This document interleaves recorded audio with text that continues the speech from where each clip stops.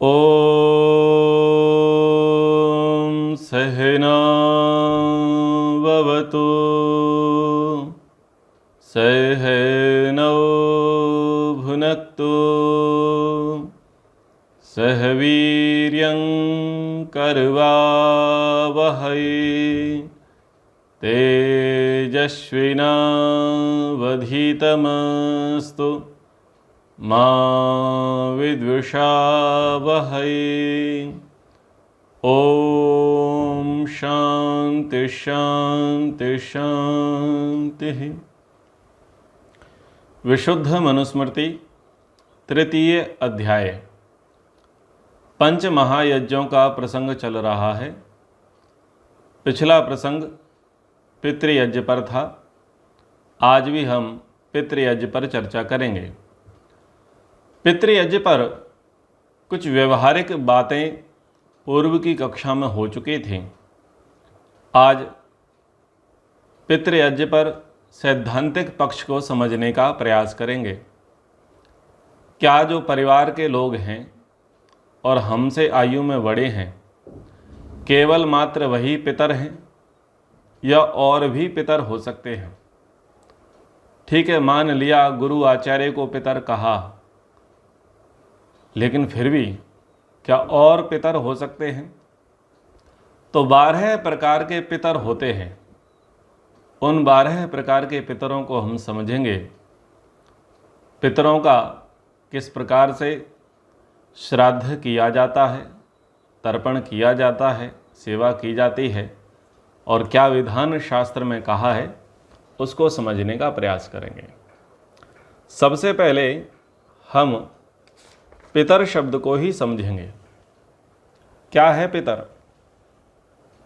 पांति पालयन्ति रक्षन्ति अन्य विद्या सुशिक्षा आदि दानैः ते पितरः। जो अन्न विद्या सुशिक्षा आदि से पालन पोषण और रक्षण करते हैं वे पितर कहलाते हैं। जो भी महानुभाव हमें अन्न देते हैं, हमें उत्तम विद्या देते हैं, हमें अच्छी शिक्षा देते हैं, नीति शिक्षा, अध्यात्म शिक्षा, व्यवहार शिक्षा, अक्षर ज्ञान जो हमें दिलाते हैं, जो सब प्रकार से हमारा पालन करते हैं, हमारा पोषण करते हैं, हमारी शारीरिक मानसिक आत्मिक उन्नति में जो महती भूमिका निभाते हैं और जो हमारा रक्षा भी करते हैं, हमारा रक्षण भी करते हैं, हमें अधर्म से धर्म की ओर लेकर के जाते हैं, असत्य से सत्य की ओर लेकर के जाते हैं, हमारे शरीर की रक्षा करने में हेतु बनते हैं, हमें सद्ज्ञान देते हैं, सन्मार्ग का दर्शन कराते हैं, वो रक्षा करने वाले हमारे पितर होते हैं। इन पितरों के प्रति हमें तर्पण का भाव और श्रद्धा का भाव रखना चाहिए। येन कर्मणा विदुषो देवान ऋषीन् पितृंश्च तर्पयन्ति सुखयन्ति तत्तर्पणम्। किसे तर्पण कहेंगे? जिस कर्म से जो हमारे विद्वान हैं, जिनको हम देवता कहते हैं, जो ऋषि हैं, जो पितर हैं, हम उन्हें सुखयुक्त कर दें, यथा योग्य कर्म। वो जो सुखयुक्त कर्म है, जिस कर्म को करने से उनको सुख मिले, उसको हम तर्पण कहेंगे, जिसे हम कहते हैं कि भाई आपकी तृप्ति हो गई। और श्राद्ध किसे कहा जाएगा? यत्तेषां श्रद्धया सेवनम क्रियते तत्श्राद्धम। जो इन लोगों का श्रद्धा से सेवा करता है, उनकी पूजा करता है, सत्कार करता है, वह श्राद्ध है। बिना श्रद्धा के तर्पण सिद्ध नहीं होगा। यानी जो हमें अन्न दे रहे हैं, विद्या दे रहे हैं, सुशिक्षा दे रहे हैं, हमारा पालन पोषण कर रहे हैं, जो देव संज्ञाधारी हैं, जो ऋषि हैं, जो पितर हैं, उनकी हमें सेवा सत्कार तो करना है और ऐसा व्यवहार करना है जिससे वो सुखी होवें। लेकिन वो व्यवहार कैसे करना है? जबरदस्ती नहीं करना है, दिखावे के साथ नहीं करना है, श्रद्धापूर्वक करना है। तो श्रद्धापूर्वक सेवा करना ये श्राद्ध है। और जिस सेवा से वो तृप्त हो जाएं वो तर्पण है। तो ये काम हमें करना चाहिए। वेद आज्ञा देता है ऊर्जम वहन्ति अमृतम घृतम पयः केलालम परिश्रुतम स्वधास्थ तर्पयत में पितृण। यजुर्वेद के दूसरे अध्याय के 34वें मंत्र में परमपिता परमेश्वर ने वेद के माध्यम से मनुष्यों को उपदेश दिया कि हे मनुष्यों, तुम अपने पितरों का सत्कार करो। ऋषि दयानंद कहते हैं, पिता व स्वामी अपने पौत्र, स्त्री, नौकरों को सब दिन के लिए आज्ञा दे के कहे, या तो पिता कहे अथवा स्वामी कहे, स्वामी अधिकारी मालिक कहे। किससे कहेंगे? जो हमारे पुत्र हैं, हमारे पौत्र हैं, हमारी स्त्रियां हैं, हमारे नौकर हैं, जो हमारे अधीनस्थ हैं, हम उनको कहें। क्या कहें?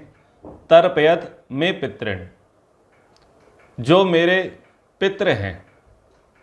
कौन है? बोले मेरे पिताजी हैं, मेरे पितामह हैं, मेरी माताजी हैं, मेरे मातामह हैं, और जो इनके समकक्ष हैं, जो पिता तुल्य हैं, पितामह तुल्य हैं, माता तुल्य हैं, मातामह तुल्य हैं, उनके सदृश हैं, उनके बराबर के हैं। और इनके अतिरिक्त जिन्होंने हमको शिक्षा दी, जिन्होंने हमारे सब संस्कार कराए, जिन्होंने हमें अक्षर ज्ञान दिया, जिन्होंने हमें विद्या प्रदान कराई, उन सब आचार्यों को और उनसे भिन्न जितने भी विद्वान लोग हैं, जो अवस्था में बड़े हैं, ज्ञान में बड़े हैं और मान्य करने के योग्य हैं, उन सबकी आत्माओं को यथा योग्य सेवा से प्रसन्न किया करो। सबकी अपनी अपनी योग्यता है। कौन कह रहा है? पुत्र कह रहा है। किन से कह रहा है? अपने पुत्र, अपने पौत्रों से, अपने घर की स्त्रियों से, अपने अधीनस्थ जितने सेवक हैं, नौकर हैं, कर्मचारी हैं, भृत्य हैं, उनको कह रहे हैं कि तुम्हारा काम है कि तुम मेरे माता पिता आदि की सेवा शुश्रूषा करो, उन्हें प्रसन्न रखो। और कैसे रखो? कि ऊर्जम वहन्ति, जो उत्तम उत्तम जल, अमृतम अनेक विधि रस, घृतम घी, पयः दूध, कीलालम अनेक संस्कारों से सिद्ध किए रोगनाशक करने वाले उत्तम उत्तम अन्न, परिश्रुतम सब प्रकार के उत्तम उत्तम फल, और इन सब पदार्थों से उनकी सेवा सदा करते रहो। कैसे कैसे करनी है सेवा? टाइम पास नहीं करना है। आप हमें कितना मानते हैं? हम आपके पिता हैं, हम आपके स्वामी हैं, अधिकारी हैं, मालिक हैं। आप जितना हमें मानते हो, पूजते हो और हमसे डरते हो, हमारा सम्मान करते हो, तो मुझसे 2 गुना सम्मान मेरे पिता माता का, दादा दादी का, नाना नानी का, काका काकी का, ताऊ ताई का, गुरु आचार्यों का करो। क्योंकि मैं जो कुछ भी हूँ वो इन्हीं के कारण हूँ। तो जितना तुम मेरा सम्मान करते हो उतना नहीं, उससे कहीं अधिक आपको उनकी सेवा शुश्रूषा करनी है। अब चूंकि उनकी अवस्था अधिक हो गई है, वो ज्ञान में भी वृद्ध हैं और आयु में भी वृद्ध हैं, तो उत्तम उत्तम जल लेकर के आओ। देखो कौन सा पानी उन्हें सूट करता है। उनको घड़े का पानी चाहिए, उनको सोने के पात्र का पानी चाहिए, उनको मटके का पानी चाहिए, उनको तांबे के पात्र का पानी चाहिए। उनको पानी कैसा चाहिए? फिल्टर किया हुआ चाहिए, तुलसी वाला पानी चाहिए, शहद युक्त पानी चाहिए, नींबू युक्त पानी चाहिए, औषधि से सिद्ध किया हुआ पानी चाहिए। देखो उनको कैसा चाहिए। क्या उनको दालचीनी से युक्त पानी चाहिए? उत्तम जल होना चाहिए जो उनके लिए औषधि का कार्य करे। उनको ठंडा चाहिए, गर्म चाहिए, कोसा चाहिए, कैसा चाहिए? उत्तम जल हो, शुद्ध हो, साफ हो, स्वच्छ हो और सुपाच्य, ऐसा जल आप उनके लिए प्रबंध कराएं। और ऋतु अनुकूल उनको रसयुक्त भोजन देवें, सूखा भोजन उनको ना देवें। क्योंकि अवस्था जब अधिक हो जाती है तब पाचन अग्नि मंद हो जाती है। इसलिए जो भोजन है उनके लिए रसयुक्त दो और अनेक प्रकार के रसों से उनकी सेवा करो। गर्मियों का सीजन है तो अनेक प्रकार के रस जो उनके रुचि के अनुकूल हों और जो उनके स्वास्थ्य में वृद्धि करने वाले हों, उनका उत्तम पोषण करने वाले हों, ऐसे रसों का उन्हें सेवन करावें। घृतम, घी ऊर्जा को, आयु को, बलवीर की बढ़ती कराने वाला होता है, बुद्धि की बढ़ती कराने वाला होता है, शरीर को ठंडक प्रदान करने वाला होता है, पाचन में सहयोग प्रदान करने वाला होता है। तो सिद्ध किया हुआ उत्तम घृत उनकी सेवा में दो। दूध, सब प्रकार का पोषण कराने वाला दूध होता है, कैल्शियम देने वाला, वसा का घटक है, बहुत सारी औषधियों से वो ओतप्रोत है, बहुत सारे गुणों से वो संपन्न है। उसको भी सिद्ध करो, सामान्य दूध मत दो, उसको भी सिद्ध दो। देखो उनको केसर का दूध चाहिए, हल्दी का दूध चाहिए, सौंठ का दूध चाहिए, घी का दूध चाहिए, कैसा चाहिए उस प्रकार से सिद्ध किया। वो इलायची का दूध चाहिए, कैसा चाहिए, तो सिद्ध करके उनको दूध दो। अनेक संस्कारों से सिद्ध किए रोगनाशक करने वाले उत्तम उत्तम अन्न, उनको साधारण भोजन कराने की आवश्यकता नहीं है, उनको विशेष भोजन कराओ। और भोजन कैसा हो, रोगनाशक, बलवर्धक, पुष्टिवर्धक हो, उस प्रकार का उनको अन्न देवें। और सब प्रकार के उत्तम उत्तम फल, वो फल मत दो जो बासे हो गए हैं, पुराने हो गए हैं, जिनमें दाग लग गए हैं, जो थोड़े से गल गए हैं, ऐसे फल मत दो। बिल्कुल फ्रेश, अच्छे, देख करके ही अच्छा लगे। फल ऐसे हों देख करके अच्छे लगे, हाथों में लें तो अच्छा लगे और खाएं तब भी अच्छे लगे। उत्तम देना है, बढ़िया देना है। प्रायः भेदभाव होता है, अच्छा अच्छा अपने लिए रख लेते हैं और सामान्य माता पिता के लिए पकड़ा देते हैं। माता पिता जब छोटे थे तो गुठली अपने हिस्से में रख लेते आम की, और अच्छे से जो कली है वो बच्चों को पकड़ा दे, ले भाई तुम ज़्यादा खाओ, हम गुट्ठी से ही काम चला लेंगे। अब बुढ़ापा आ गया है, अब गुट्ठी से काम नहीं चलेगा। उनको अच्छे से मलाई युक्त अच्छे प्रकार से उनको ये सब देने का प्रयास करो। फिर कहा स्वदास्थ, हे पूर्वोक्त पितृलोगों, तुम सब हमारे अमृत रूपी पदार्थों के भोगों से सदा सुखी रहो। देखो क्या कहा जा रहा है, बालक वहाँ पर उपस्थित है, अधिकारी वहाँ पर उपस्थित है, एक तरफ उसके माता पिता आदि हैं और दूसरी तरफ पुत्र पौत्र आदि हैं, स्त्री आदि हैं, भृत्य आदि हैं।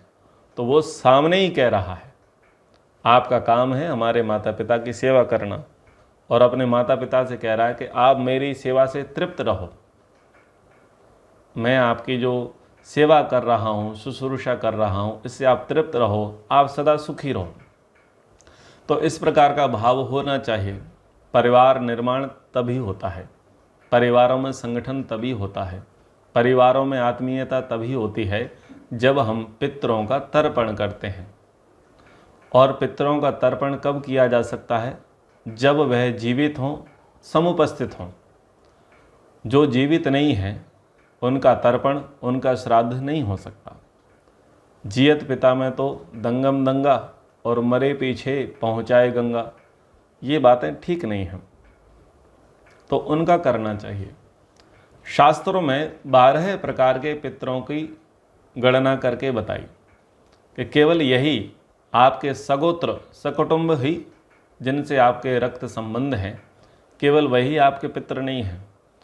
आप जो भी उन्नति प्रगति किए हैं, ऐसे पितृ लोग हैं जो अप्रत्यक्ष हैं, आपके लिए अदृश्य हैं, साक्षात उनके साथ आपका संबंध नहीं है, और उन्होंने आपके लिए बहुत सहयोग दिया है।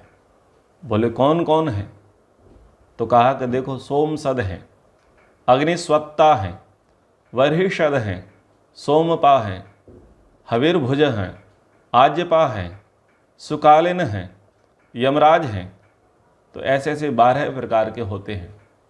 कौन कौन से, तो सबसे पहला सोमसदः, सोमे ईश्वरे सोम यागे वा सीदंती ये सोम गुणाश्च ते सोमसदः। जो ईश्वर और सोम यज्ञ में निपुण और शांति आदि गुणों से सहित हैं, वे सोमसद कहलाते हैं। जो ईश्वर के विषय में जानने समझने वाले हैं, जो जानेगा समझेगा वही ईश्वर के विषय में जनाएगा समझाएगा। और सोमयाज्य कराने में जो निपुण हैं, जानते हैं, चतुर हैं, निष्णात हैं, जब वो सोमयज्ञ कराएंगे तो क्या होगा, उससे सब प्रजा को ही लाभ होगा। तो इस प्रकार के लोग भी हमारे लिए पितृतुल्य हैं।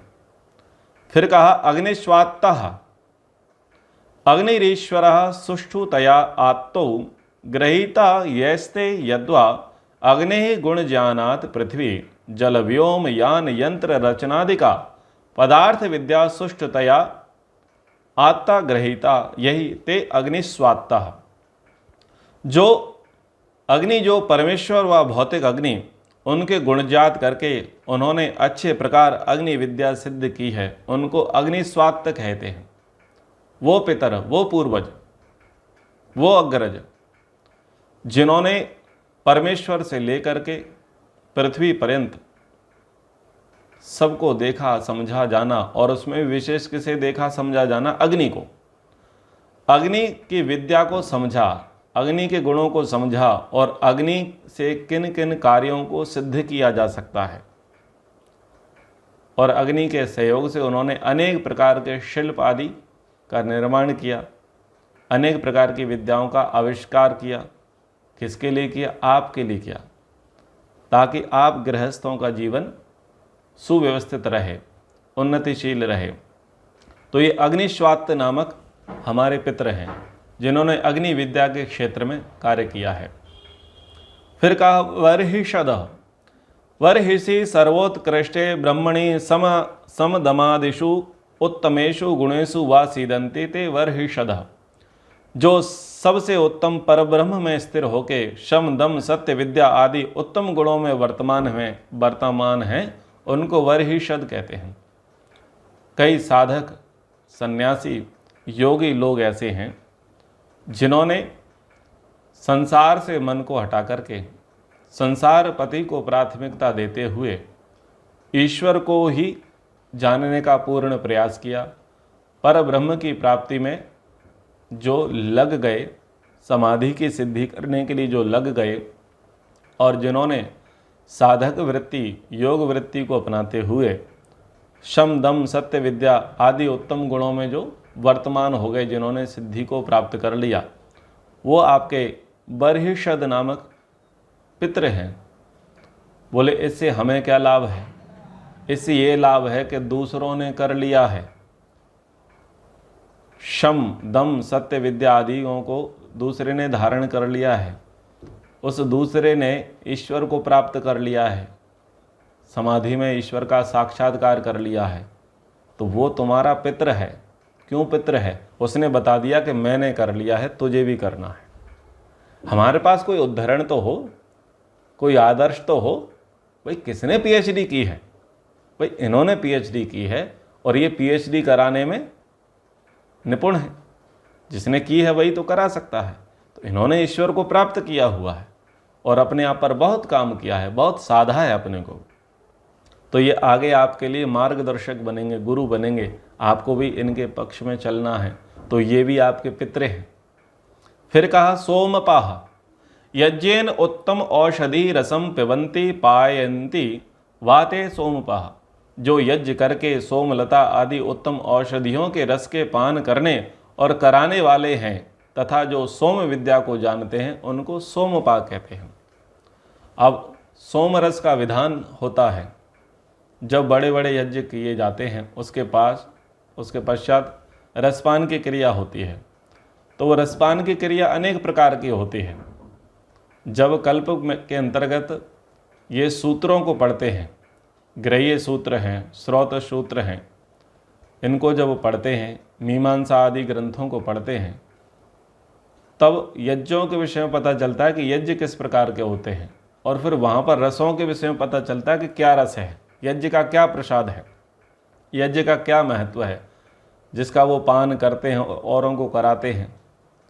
तो वो इस प्रकार के जो लोग हैं, जो इस प्रकार के जानकार हैं, वो भी हमारे लिए पितृ के तुल्य हैं। फिर कहा हविर्भुजः हविर्हुतम एव यज्ञेन सौधि वृष्टि जलादिकम भोक्तम भोजयितुम वा शीलम येषाम ते हविर्भुजः। जो अग्निहोत्र आदि यज्ञ करके वायु और वृष्टि जल की शुद्धि द्वारा सब जगत का उपकार करते और जो यज्ञ से अन्न जल आदि की शुद्धि करके खाने पीने वाले हैं उनको हविर्भुज कहते हैं। कैसा भोजन कर रहे हैं? यज्ञ से शोधित किया हुआ भोजन का वह ग्रहण करने वाले ऐसे लोग क्या है? हमारे पितर हैं। वो ऐसा कब कर पा रहे हैं? उनके जीवन में अग्निहोत्र वर्तमान है, और अग्निहोत्र एक छोटा कर्म है और बड़े से बड़ा कर्म क्या है? वृष्टि यज्ञ जैसे। और वृष्टि यज्ञ जैसे कर्मों को करा करके वो क्या करते हैं? अच्छी वर्षा कराते हैं। अच्छी वर्षा करा करके उसका क्या प्रताप होता है कि शुद्ध जल जब बरसता है तो वनस्पति शुद्ध हो जाती है।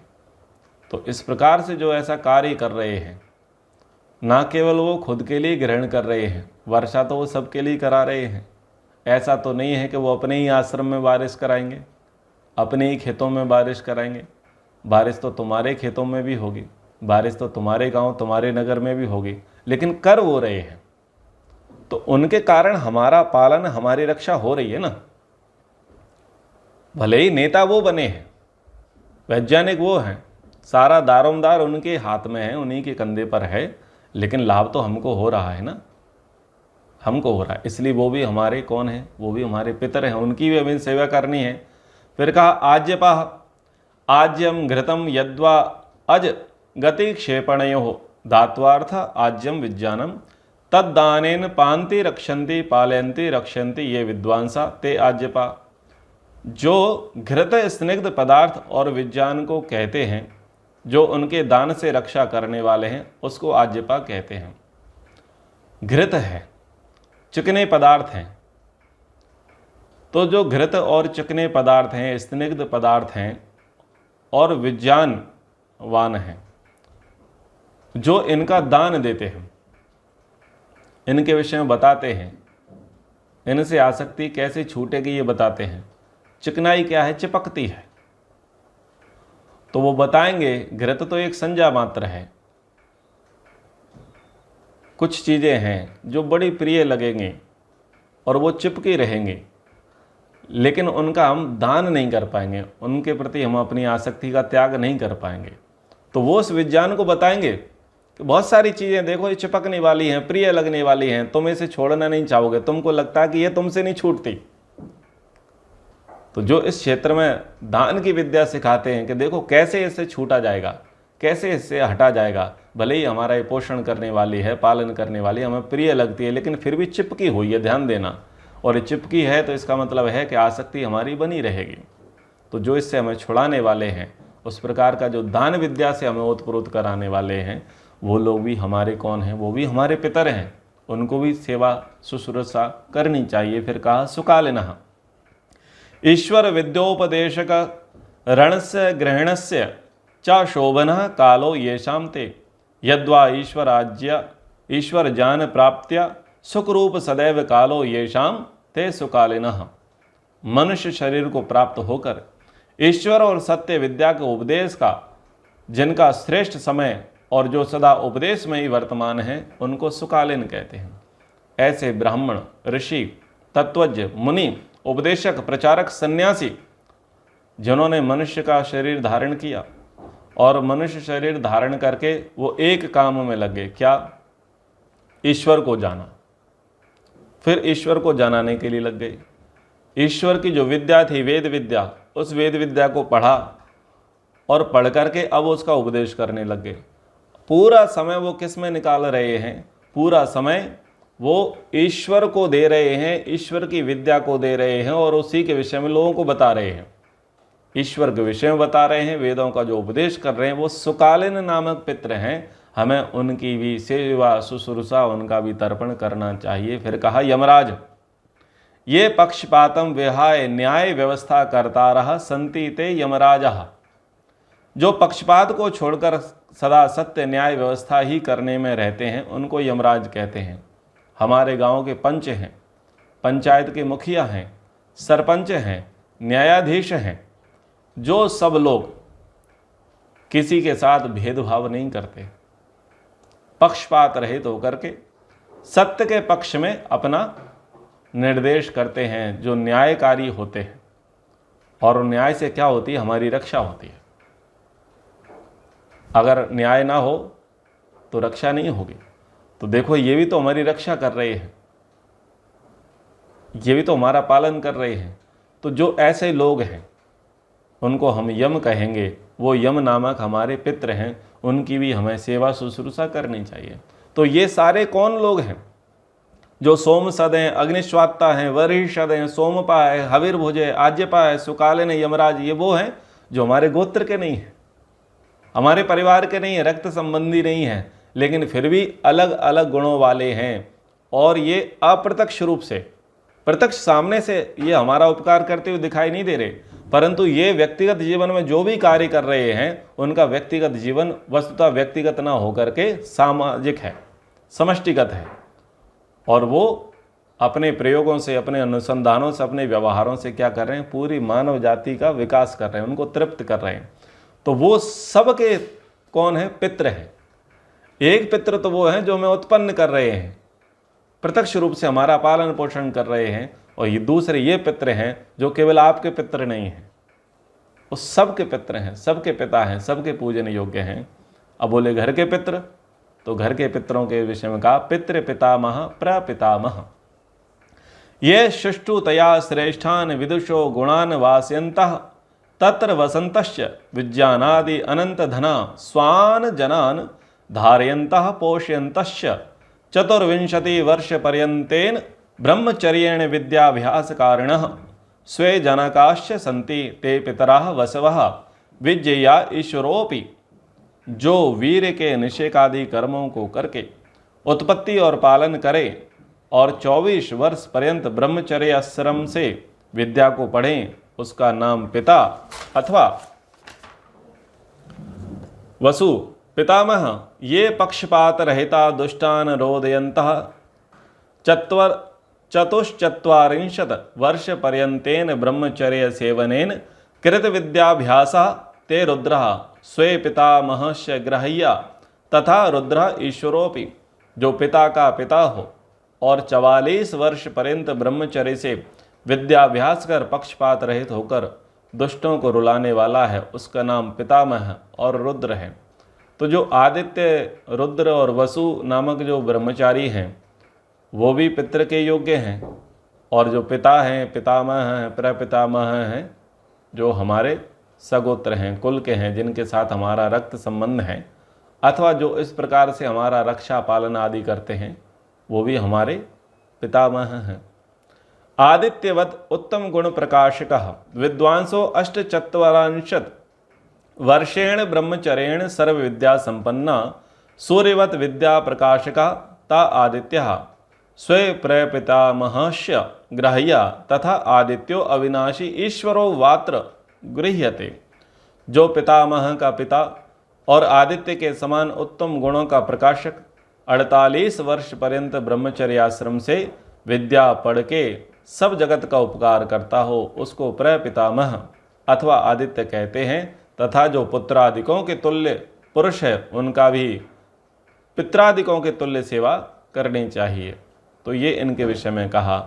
आगे कहा मातृ पितामही प्रपितामहीय पित्रादि सदृशो मात्रादयः सेव्यः।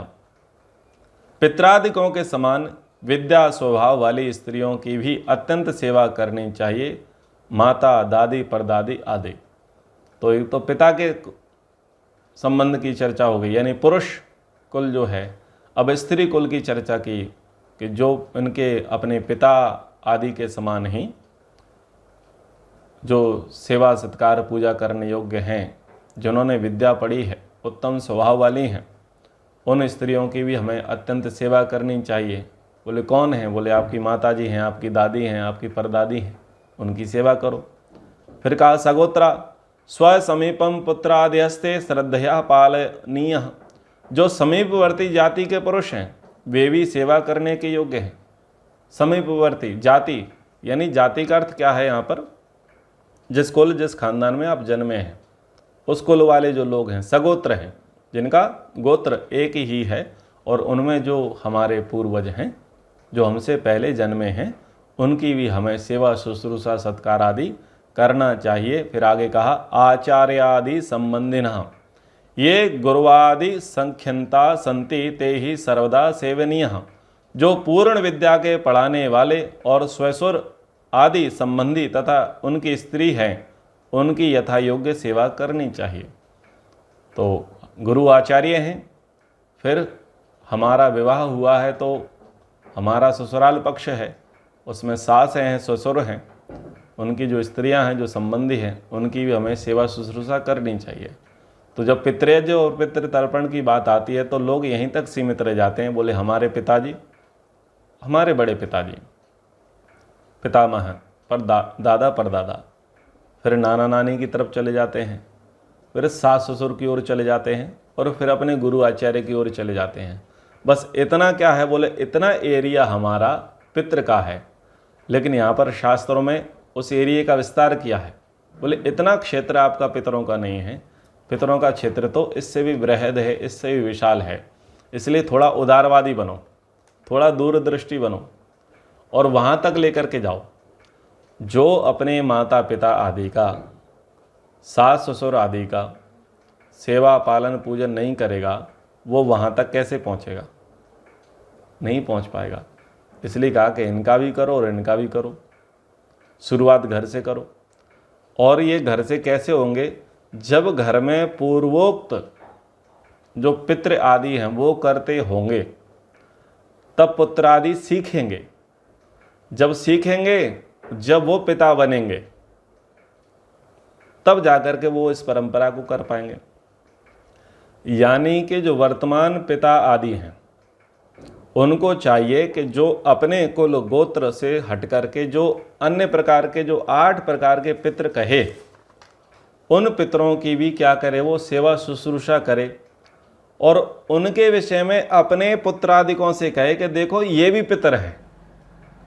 अपने नौकरों से कहें ये भी पितर हैं, इनकी भी सेवा शुश्रूषा करो। तब घर के नौकरों को, स्त्रियों को, बच्चों को पता चलेगा कि भाई इनकी भी पूजा करनी है, इनकी भी सेवा सम्मानना करनी है, इनकी भी आज्ञा पालन करनी है, इनको भी सुख रखना है। तब उन्हें पता चलेगा। जब उन्हें पता चलेगा तब वो करेंगे। तो ऐसे फिर परंपरा बनेगी। पर जब आज परिवार में अपने ही माता पिता की सेवा शुश्रूषा नहीं हो रही, तो बाहर के लोगों की क्या ही चर्चा करनी। आज अपनी माँ तो अपनी माँ है नहीं, पर ससुराल वाली माँ ज़्यादा अच्छी लगती है। अपने बाप को कभी बाप नहीं बोलेंगे, पिताजी नहीं बोलेंगे, लेकिन ससुराल वाले पिताजी ज़्यादा ठीक हैं। अपने भाई को भाई नहीं बोलेंगे, लेकिन भैया जी वहाँ के ज़्यादा ठीक हैं। तो बड़ा अटपटा सा व्यवहार हो गया है। शास्त्र कह रहे हैं कि ये काम मत करो, पक्षपात मत करो। सबके साथ, सब ही के कारण आपकी उन्नति हुई है। आप जो कुछ भी हैं वो सब ही के कारण हैं।